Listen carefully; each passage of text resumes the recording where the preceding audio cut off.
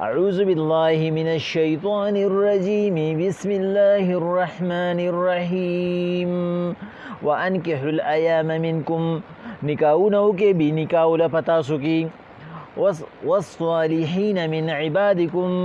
او د هغه نیکانو غلامانو نه وی امایکم او د وینځو نه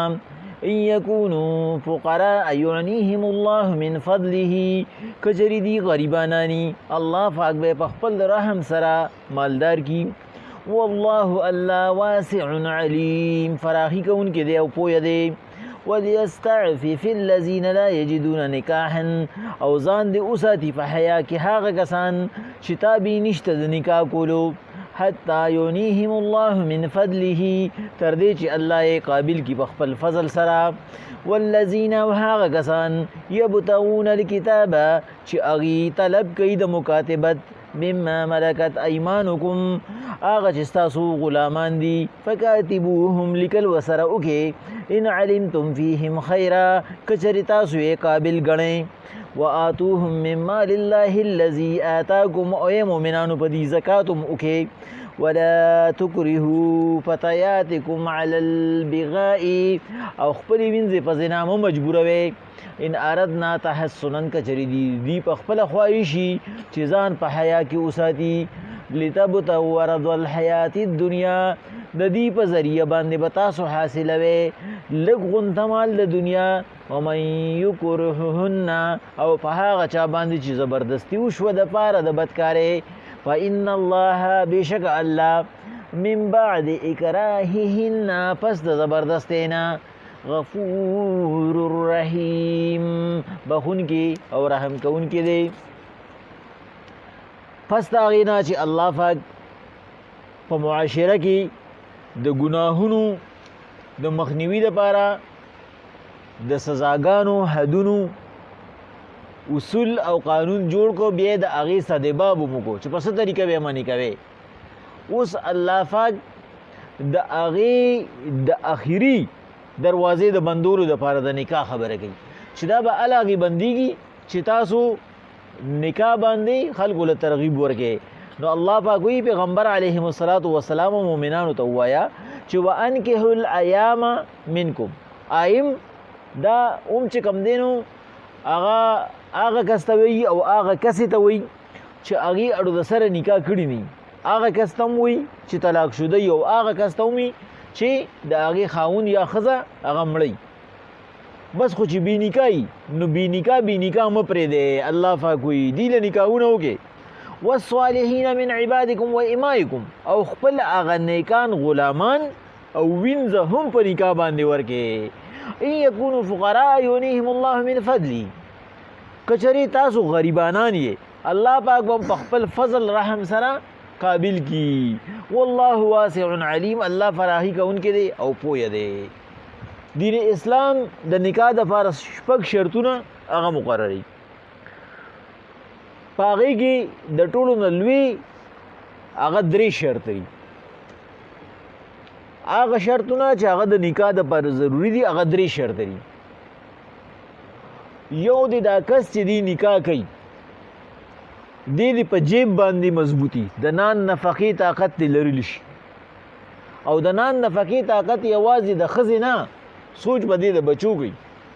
ځکه چې پیغمبر علیهم الصلاۃ والسلام وایي تاسو هغه زنانه سره نکاح وکړئ چې کوم بچي پیدا کوي هغه چې تاسو ته ښه پته ده چې دا زنانه بچي نه پیدا کوي نکاح ورسره وکړئ هغه ګناه ده مکروه نکاح ده ای دا مکروه وایي تاسو چې کله نکاح کوئ تاسو په ذهن کې به دا خبره وي چې یاره موږ بچي پیدا کړو د الله پاک د دین د اوچتولو دپاره موږ مجاهدین پیدا کړو نو د هغې دپاره دا ضروري ده چې دی په جیب مضبوطي د جیب د مضبوطوالي وجه څه ده چې دی صحتمند دي او د صحتمند سره سره د احساس والا کسي دا محنت مزدورۍ والی داسې کس چې هغې صرف د پوکلو او د راښکلو دپاره ګټي هغه له واده نه دی پکار چې هغه صرف دوره ګډي چې ریخ کی او پوکي کی هغه ته د واده ضرورت نشته ولې یو تور سری بندیوانی نو په دین اسلام کې لومبنی شرط دا دی چې د نان نفقې هغه تاب لرلی شي د ښځې او د بچو د دواړو دویم چې دی جنسي لحاظ سره د ښځې حقوق ادا کولی شي. د سره جیب ډک دی خو دې حق نشي ادا کولی نو دله نکاح نه دی پکار. دا دواړه لازم ملزوم شرطونه دي. دریم په دې کې د انسانیت چې دې د ښځې ته انسان وي، ښځې ته د دې ځناور په نظر نه ګوري. چېرې د خیال دا وي چې یاره دا دویم نمبر مخلوق دی، لکه مغربي ممالک چې څنګه ګڼي هغوی وایي دا دویم نمبر مخلوق دی، حالانکې زمونږ خلک مغرب پسې منډه وي. مغرب کې وایي ښځې ته ازادي را دا هغې ته ازادي نه ده، هغوی ته شو پیس جوړ کړی دی، هغوی وایي دا ځناور دی او دا صرف او صرف د نارینه د خواهش دپاره ده، نور والا هغوی حق نه ورکوي. نو چې ده کې په هغه شپږو شرطونو کې دا درې غټ شرط لري چې دا په ده کې موجودي، دی به هله هغې نکاح کوي او په هغه نکاح کې به الله هله هغې برکت دي چې دی د نان نفقې تاب لرلی شي، د هغې د حقوقو تاب لرلی شي، بل چې دی انساني دی ځناور نه. پیغمبر علیهم الصلاة والسلام صحابي حضرت جابر بن عبدالله رضی الله تعالی عنه د پیغمبر علیهم الصلاة والسلام د صحابو د محفل نه غیب و، 9 ورځې یا 10 ورځې نو. پیغمبر صلی الله علیه وسلم تپوس وکړو جابر څه شو؟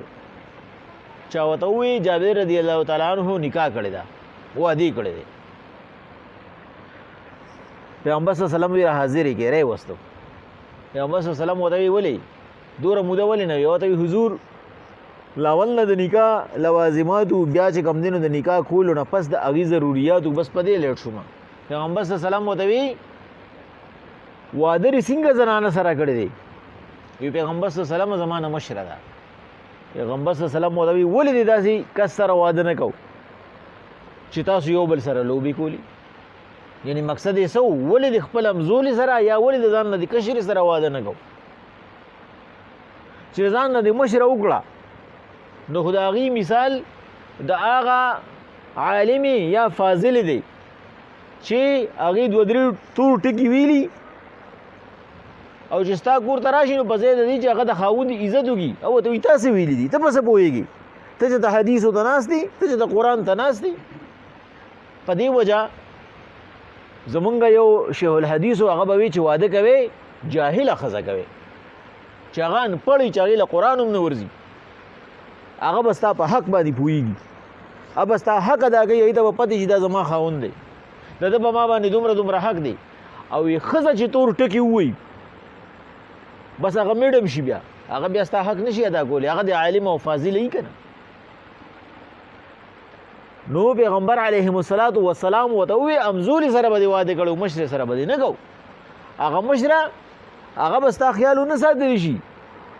ستا اداب به راودړلی شي، ستا چې کوم حقوق دي د هغې به خیال ونه ساتلی شي. ورته وایي حضور زما مجبوري وه، زما پلار وفات شو او ما ته 9 خویندې پرېښودې، نو ما د هغه 9 خویندې هغه ټولې زما نه کشرانې دي، د هغې د تربیت دپاره ما مشره ښځه وکړه چې یاره زما د خویندو له تربیت ورکړي. پیغمبر صلی الله علیه وسلم ورته ستا نیت صحیح دی خو ستا طریقه صحیح نه ده. نو مقصد دې نه دا و چې یاره تاسو چې کله نکاح کوئ نو بیا په خپل دا کف څه ته وایي برابري، چې ښځه ستا نه په خاندان کې کمه یي برابر یي خو چې ستا نه اوچته نه یي چې په تا باندې منیټره نه یي، کني چې هغه ستا نه په دې کې اوچته یي نو د ښځو هسې هم عقل لږ دی، دین هم ناقص دی، عقل هم ناقص دی، نو بیا به ستا کور رواني. نو پیغمبر علیهم الصلاة والسلام وی الله پاک فرمایي چې وانکحوا الایام منکم والصالحین من عبادکم و امائکم. څوک بې نکاح مه پرېږدئ، که بې نکاح مو څوک هم پرېښودو، هغه یا مشر دی یا کشر دی، خو بې نکاح د نه پاتې شي نو په معاشره کې برته مسلې جوړوي. نو په دې وجه باندې تاسو خپلې هغه لوڼه او خویندې هم په نکاح باندې ورکړئ په مناسب ځایونو کې، دا نه چې ویشئ، په مناسب ځایونو کې، او خپلو وروڼو له، خپلو مشرانو له، خپلو کشرانو له چې کوم ته د نکاح ضرورت وي او د نکاح طاقت وي هغوی له نکاحونه وکړئ. والصالحین من عبادکم، او بیا د هغه زمانه کې به غلامانو نو خپل غلامانو له هم نکاحونه وکړئ. و امائکم، او خپلو وینځې هم په نکاح باندې ورکړئ، هغه غلامانو ته په نکاح باندې کړئ. ان یکونوا فقراء یغنیهم الله من فضله، که تاسو غریبانان یې الله پاک به در باندې خپل فضل وکړي، چې په جسم باندې روغ یې او د الله د قانون نه خبر یې، محنت مزدوري کولی شي، نه الله پاک وی زه به در باندې فضل وکړم. الله وعده وکړه او پیغمبر علیه الصلاۃ والسلام ته به چې صحابه راغله ورته به یې موږ ته دعا وکړه زمونږ معاش ښه نه دی، پیغمبر صلی الله علیه وسلم به ورته بل نکاح وکړه. ځکه چې دا دنیا ټوله د ښځې په تندي کې ده چې تاسو چې کوم دی نو قسمتونه د یو نه دوه شي، د دوه نه درې، د درې نه څلور شي، الله پاک به در باندې رحم وکړي. الله پاک به ستا دنیا هم ښه کړي، ستا به آخرت هم ښه کړي او معاشره به هم ستا په وجه باندې د بې حیایۍ نه بچ شي. والله واسع علیم، الله فراخي کوونکی دی او پوهه دی. وليستعفف الذين لا يجدون نکاحا، او ځان دې پاک وساتي. استعفاف ویلی شي پاکۍ ته، ځان دې په حیا کې وساتي. هغه کسان چې هغې طاقت نه لري د نکاح کولو د مال په وجه،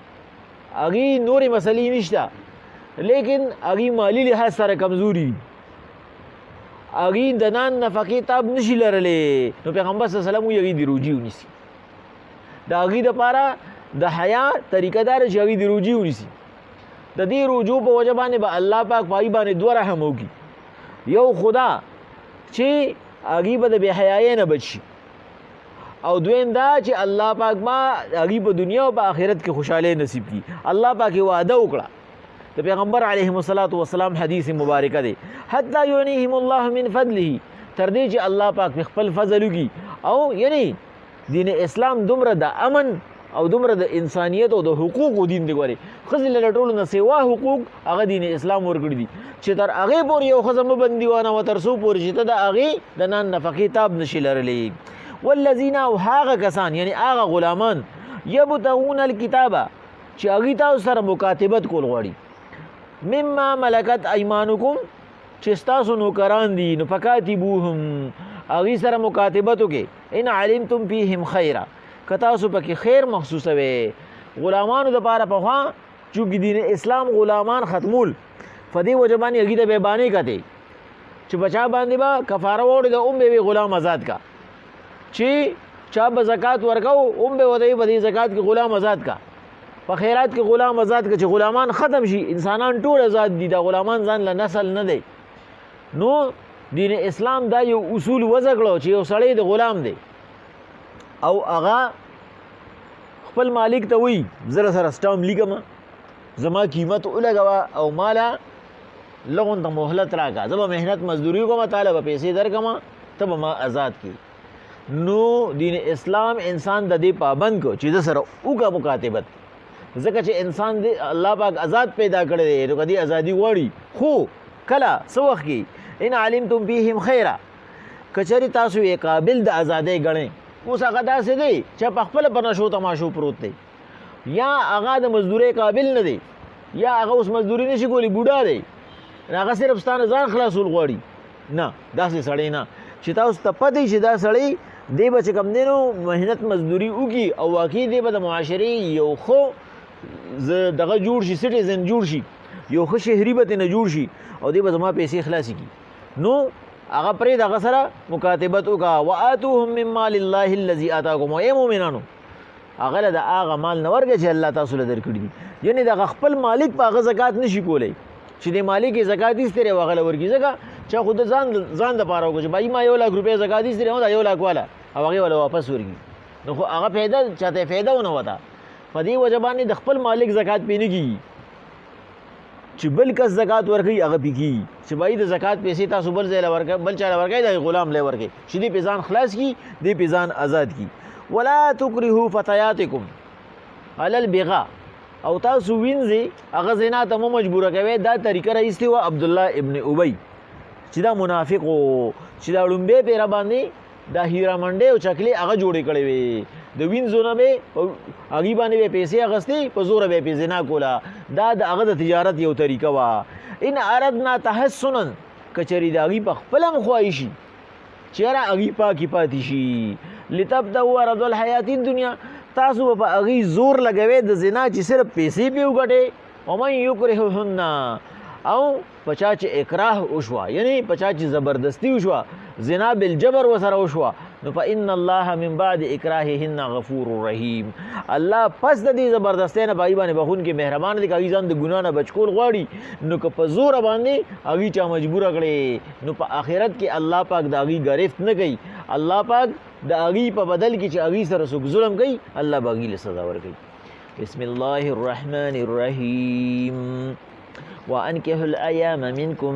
نکاحونه وکړئ د بې نکاحو کسانو په تاسو کې، والصالحین من عبادکم و امائکم، او د هغه نیکانو غلامانو او وینځو هم نکاحونه وکړئ. ان یکونوا فقراء یغنیهم الله من فضله، کچری غریبانانی الله پاک به مالدار کی په خپل فضل سره. والله واسع علیم، الله فراخي کوونکی دی او پوهه دی. وليستعفف الذين لا يجدون نکاحا، او ځان د په حیا کې وساتي هغه کسان چې طاقت د نکاح کولو یې ني. حتی یغنیهم الله من فضله، تر دې چې الله پاک په خپل فضل کې او مال ولور کی. والذین، او هغه کسان یبتغون الکتابه چې هغوی سټام لیکل غواړي د خپل مالک سره د غلامانو نه، مما ملکت ایمانکم چې ستاسو غلامان دي، فکاتبوهم، لیکل ورسره وکړئ. ان علمتم فیهم خیرا، که د لیکلو قابل یې ګڼئ. وآتوهم من مال الله الذي آتاکم، او زکات پې وکړئ. ولا تکرهوا، او مه مجبوروئ فتیاتکم خپلې وینځې علی البغا، په زنا. ان اردنا تحسنا، کچری دی په خپله باندې پاکي پاتې کېدل غواړي. لتبتغوا عرض الحیات الدنیا، تاسو به په دې باندې دنیا غواړئ. ومن یکرههن، او چا چې پې زبردستي وکړه، فإن الله من بعد اکراههن غفور رحیم، بېشکه الله پس د زبردستۍ نه په دې باندې بخونکی او رحم کوونکی دی.